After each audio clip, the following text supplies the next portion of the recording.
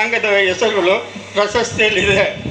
ಹಾಗೂ ನಮ್ಮ ಇತ್ತೀಚಿನ ವರ್ಷಗಳಲ್ಲಿ ನಮ್ಮ ಜನಾಂಗದ ಜ್ಞಾನ ಸಂಪಾದನೆಗಾಗಿ ಒಂದು ಗುರುಕುಲ ಅನ್ನುವ ಒಂದು ಸಂಸ್ಥೆಯನ್ನು ಸ್ಥಾಪಿಸಿ ಮೈಸೂರಿನ ಶ್ರೀ ನಾಗಲಿಂಗ ಸ್ವಾಮಿ ಮಠದಲ್ಲಿದ್ದಂಥ ಶ್ರೀ ಶ್ರೀ ಸಿದ್ಧಲಿಂಗ ಸ್ವಾಮಿಯವರು ವೇದಗಳನ್ನು ಸಂಸ್ಕೃತದಲ್ಲಿದ್ದಂಥ ಆ ಒಂದು ವೇದಗಳನ್ನು ಇಂಗ್ಲೀಷ್ ಭಾಷೆಗೆ ತರ್ಜುಮೆ ಮಾಡಿ ಜನರಿಗೆ ಕೊಟ್ಟಂತಹ ಮೊದಲ ಮೇಧಾವಿಗಳು.